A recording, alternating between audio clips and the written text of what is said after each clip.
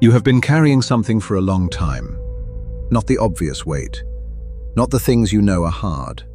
The other kind. The kind that has no name because you have never looked at it directly. The kind that sits just outside your field of vision and shapes everything inside it. In the first two videos, we looked at what the shadow is and how it operates. We looked at the signals it sends and the patterns it creates. If you have been paying attention, you probably recognize some of what we described in your own life. The projections, the compulsions, the ceiling that appears every time you get close to something that matters. Now we get to the part most people never reach. Not because it is secret, not because it requires some special access or training, but because it asks something most people are not willing to give. It asks you to stop fighting yourself, to stop trying to cut away the parts of you that cause problems and start doing something far more difficult, bringing them back in. Jung called this individuation. It is the process of becoming a whole person. Not a better person in the motivational sense, not more productive or more disciplined or more optimized. Whole, as in nothing exiled, nothing split off and running unsupervised in the dark.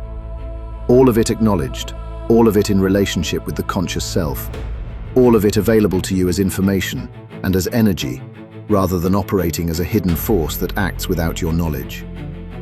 This is the hardest stage of the work. Recognition is difficult.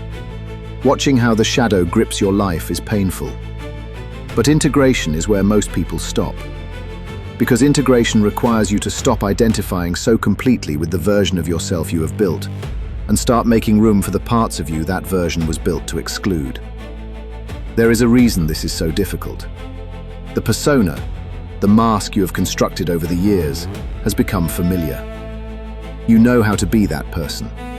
You have practiced being that person for so long that it feels like the whole of you. Disrupting it, even in service of becoming more complete, feels like a kind of death. And in a sense, it is. The part of you that gets disrupted is the part that has been running things. The part that decided years ago what was acceptable and what was not. It does not give up that control easily. It will resist. It will produce very convincing arguments for why this work is unnecessary, or dangerous, or simply not worth the difficulty. Every one of those arguments is worth examining, because sometimes they are the shadow itself, defending its own exile. Let us be honest about what integration actually means in practice. The anger you pushed down because it made people uncomfortable is real anger. It belongs to you. It carries information about what you value, about where your limits are, about what matters enough to fight for. Without access to it, you cannot fully protect yourself, cannot set real boundaries, cannot advocate for what you need. You can only manage and accommodate and quietly resent. Integrating the anger does not mean becoming someone who explodes. It means reclaiming the energy and the information that anger carries, and learning to work with it consciously instead of having it leak out in ways you cannot control. The ambition you were taught to be ashamed of is real ambition. It belongs to you. It is the engine of everything you could build. Without it, you drift.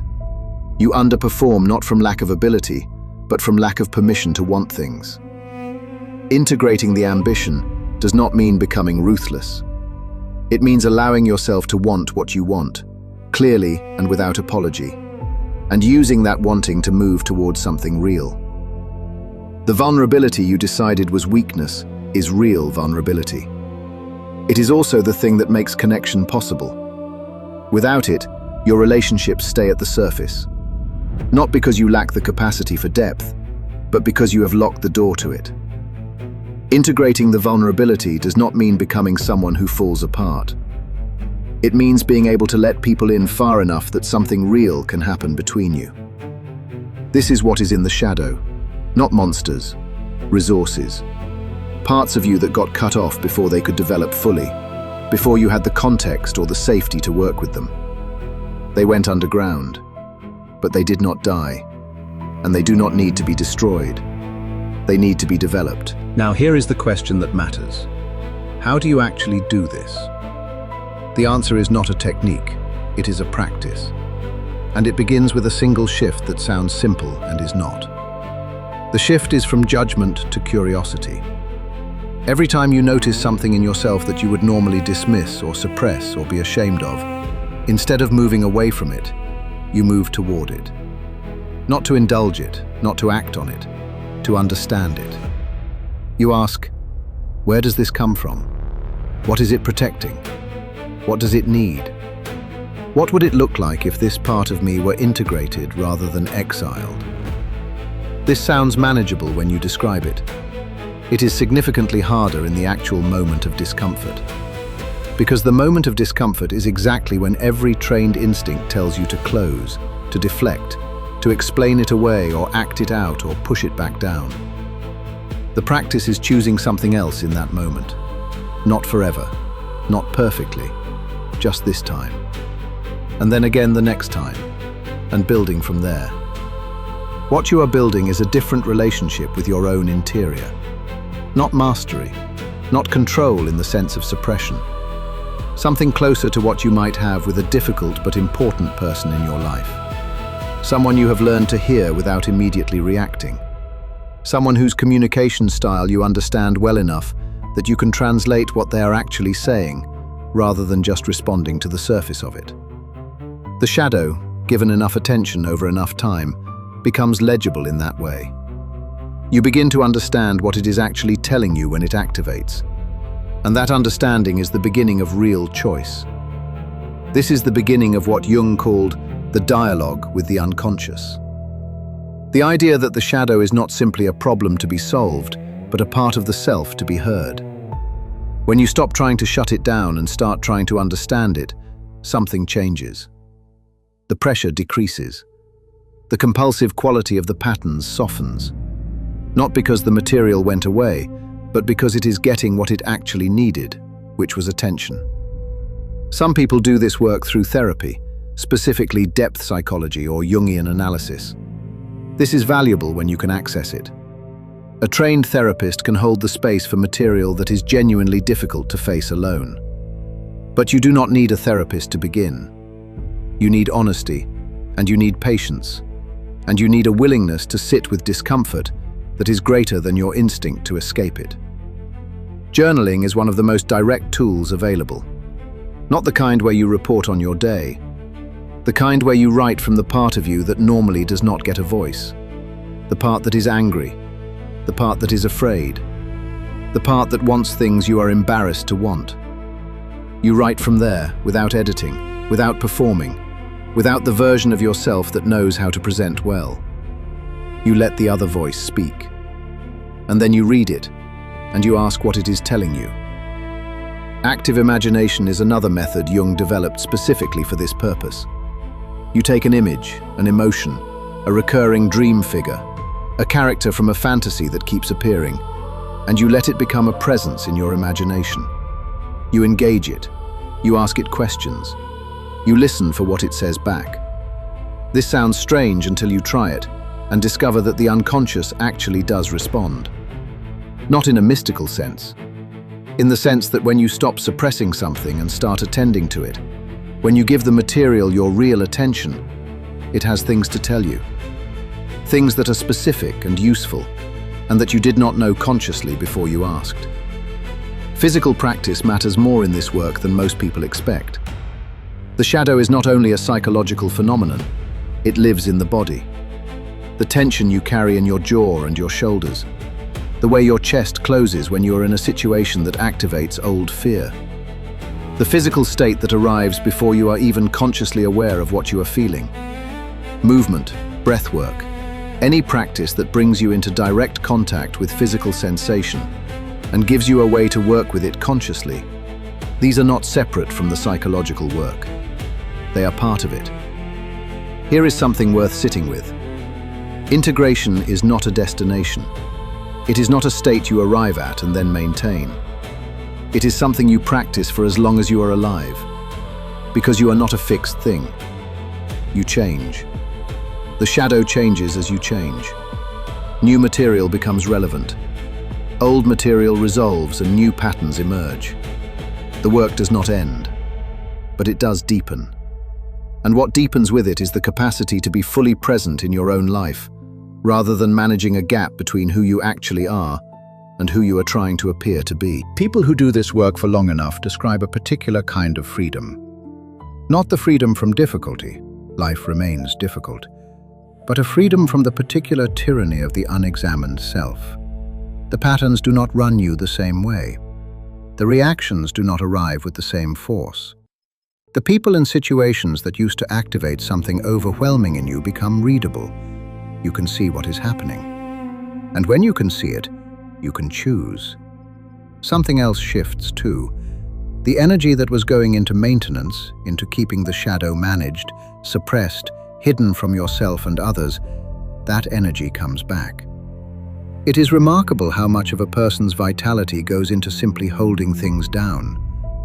When you stop spending it that way, it becomes available for something else, for the work you actually want to do, for the relationships you actually want to have, for the version of your life that has been waiting on the other side of the thing you were not willing to look at.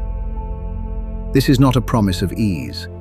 The people who have done the most serious shadow work are often the people who carry the deepest awareness of how much there still is to do. But they carry it differently, with more steadiness, more patience with themselves and others, less need to maintain a performance, less energy spent defending a self-image that was never quite accurate anyway.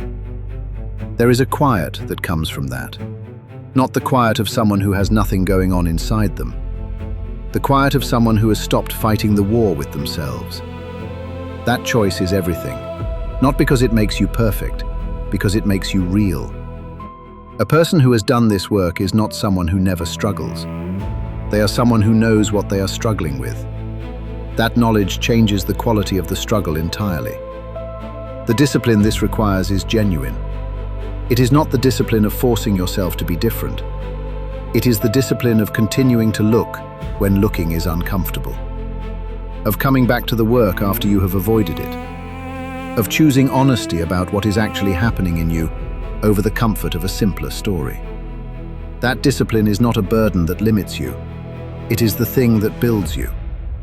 The person who can look clearly at themselves, who can sit with what they find and work with it rather than from it, that person has access to something most people never develop. Not because they are exceptional, because they were willing to do what most people are not. There will be periods where this work feels like it is going backward, where you catch yourself doing the exact thing you thought you had moved past, where the shadow asserts itself with the same force it always had, and you wonder whether any of it has made a difference. This is normal. It is part of the process. The measure of progress is not whether the old patterns disappear. It is how quickly you can see them when they appear. It is the shortening of the gap between activation and awareness. At the beginning of this work, you might not see what happened until days later, in retrospect. Over time, you begin to see it in the moment. Eventually, sometimes, before. That movement, from retrospect to real time to anticipation, is what development actually looks like. It is not dramatic, but it is real. You do not have to be exceptional to start. You have to be willing. The parts of you that have been waiting in the dark are not enemies. They are not evidence of damage or disorder. They are you. Parts of you that got cut off before they had a chance to be integrated into who you are. They have been waiting, some of them for decades, for you to be ready to look. You are looking now. That is where it begins. Not with a method or a system or a perfect understanding of the psychology. With the willingness to say, I am not finished yet. There is more of me that I have not met. And I am ready, or close enough to ready, to go find it. The shadow is not the obstacle to becoming who you are meant to be. It is the way there.